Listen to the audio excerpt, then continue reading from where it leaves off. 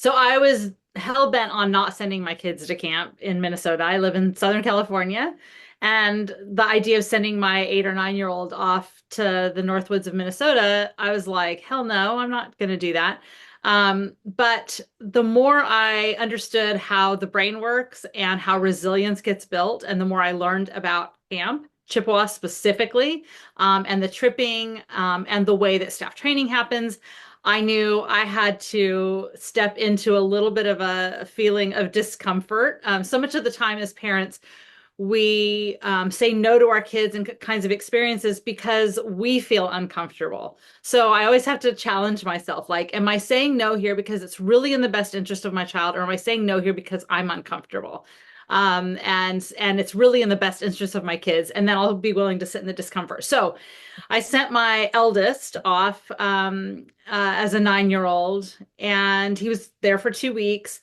And his letters home were so heavy. Like, I'm so homesick. Like, this is my tear. And he circled the tear. And it was really dramatic for a kid who's like a sporty kid who didn't talk about feelings a lot. So he gets home and he was like, Mom, I was so homesick. And then he got this like little mischievous look on his face. And he's like, and I did it. And I knew then, I've written a book called The Whole Brain Child and several other books.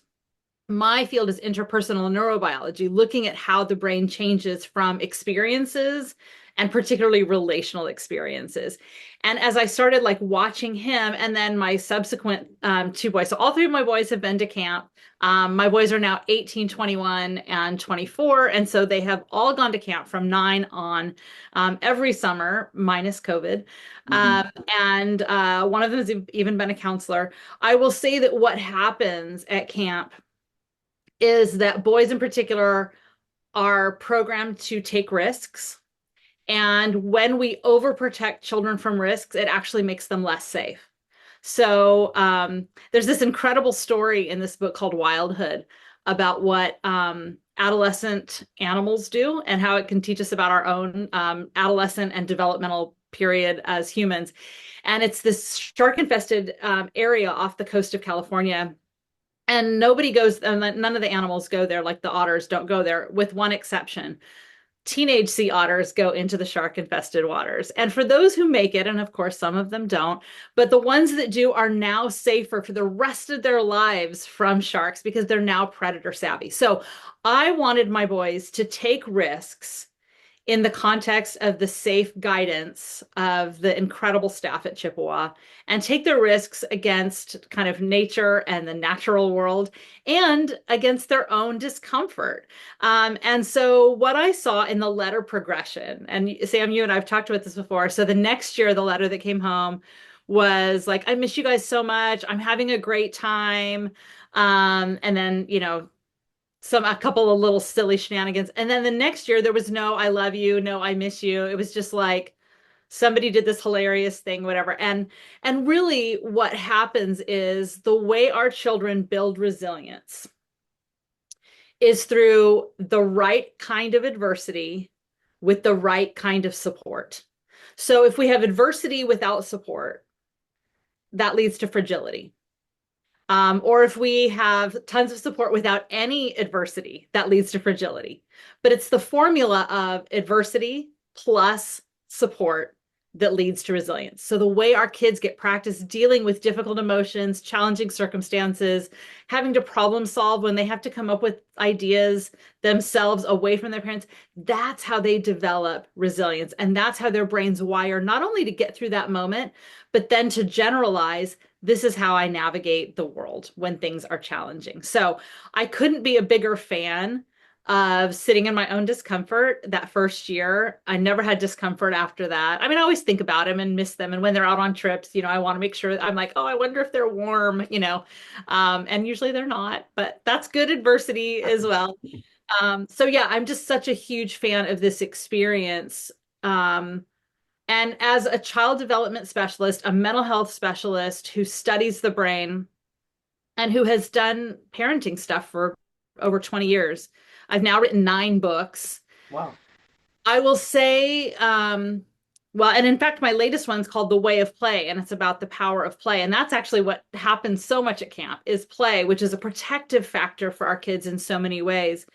I will say that the experience that is at camp where they are stretched appropriately with a lot of scaffolding is one of the best things. Like if I think about what are the top 5 things I've done as a parent that I feel like have had the biggest impact on the amazing humans my boys have turned out And to they are. be. And they are. And they're amazing. I'm a mom, but so I'm going to say that. But thank you for saying that. Yeah, yeah. Um, they are. They're all very different from each other, very different. And yet camp was a place where they all stretched and grew and learned of parts of themselves that I couldn't have given them. And so I really do think it's one of the top 5 things as a parent that Scott and I did that has been the most beneficial for their development. Hmm.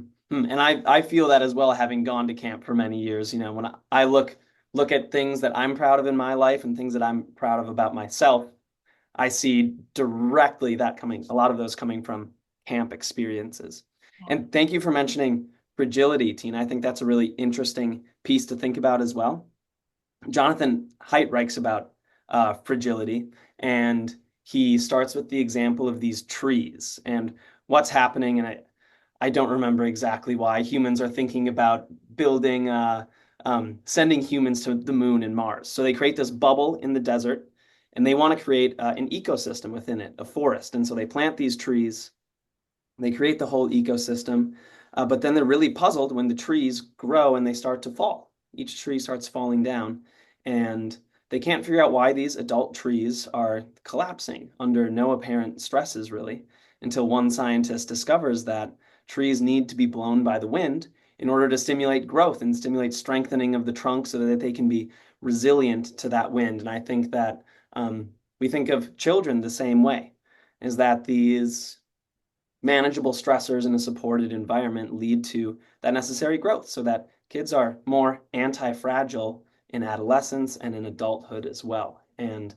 uh, one thing that I'd like to talk more about, Tina, that you mentioned is that happening within a supportive environment. Um, and one thing that I've learned from you is that for growing people, one of the most important things you can have is a secure attachment with an adult figure, you know, usually a parent or a caregiver. And with that in mind, you know, how do we think about that, the importance of a secure attachment when we're thinking about sending our child away from home for 2 weeks or for 4 weeks or for 8 weeks? Yeah, so let me give you sort of the punchline of 70 plus years of cross-cultural research under the umbrella of attachment science, which is under the umbrella of developmental psychology. And that is one of the best predictors for how well our kids turn out on everything we ever measure them on once they become adults is that they've had what you call their exactly secure attachment with at least one caregiver. And secure attachment comes about when we are connected and protected from safe, predictable, positive relationships. So if you think about a bear cub in the forest who sees a predator or who is in distress in some way, they have an automatic innate drive to get close to their attachment figure to survive. And that's really the purpose of attachment. So the way that we cultivate that as caregivers is, and Dan Siegel and I wrote about this in our book, The Power of Showing Up, is through the 4 S's. We help them feel safe, seen, so they feel known and understood, their internal world soothed, so when they're in distress we show up for them, and we don't just regulate their emotions, we actually regulate their whole neurophysiology. So we actually help them come back to states of regulation, like we show up for them and help them feel okay again. And then the 4th S is secure, and secure is really where you have enough repeated experiences of feeling safe, seen, soothed, and so that you develop secure wiring in your brain to have an expectation that if you have a need, it's going to be seen and someone's going to show up for you. And then you can show up for yourself. You can help yourself be safe, seen, soothed, and secure and knowing that you're okay. And then you can start doing it for other people. So it leads to healthier relationships. So that's kind of the whole arc of it.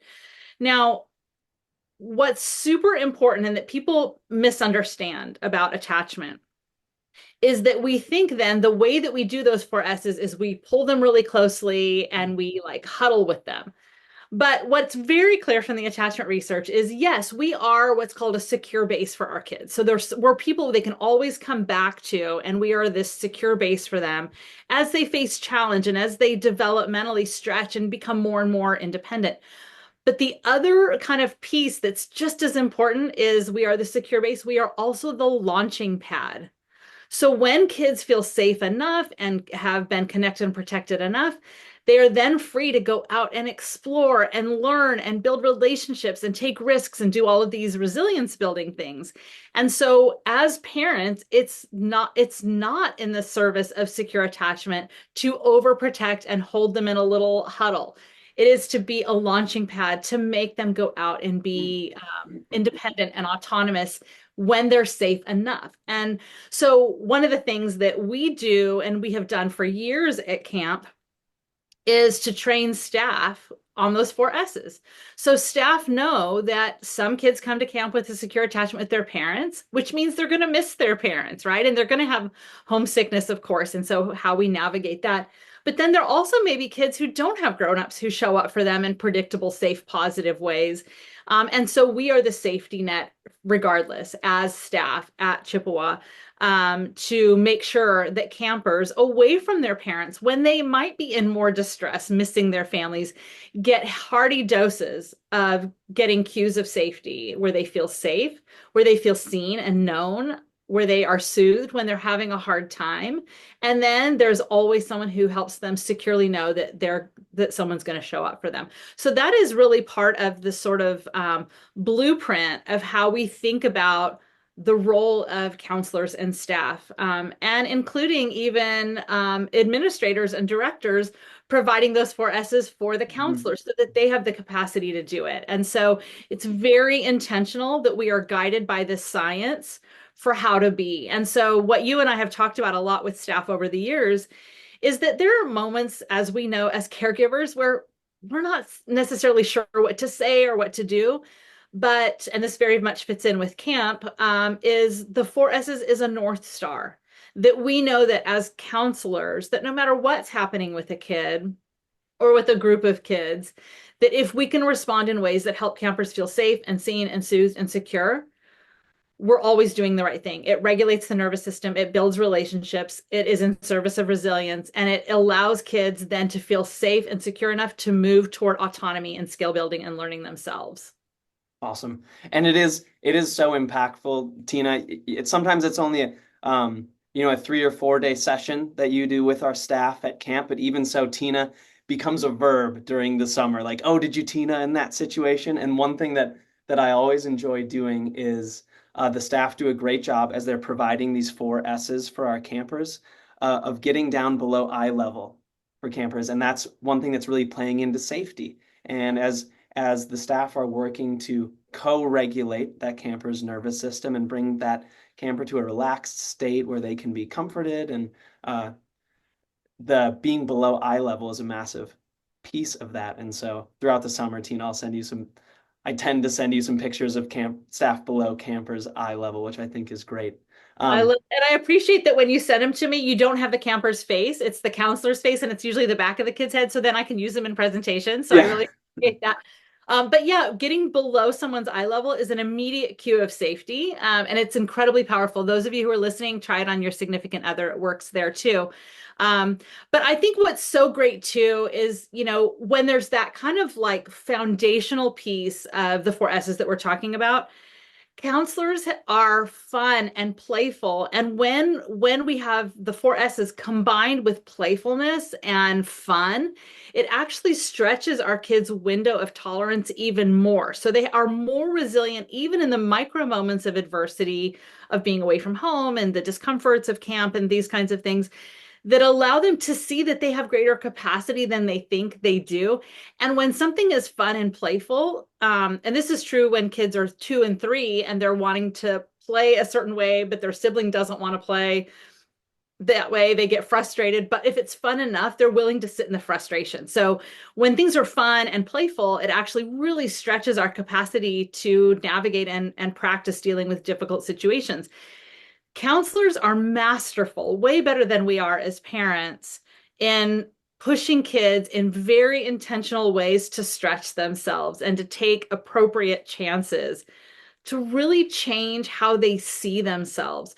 At camp, we also, in our training, talk about how as adults, we are meaning makers for kids.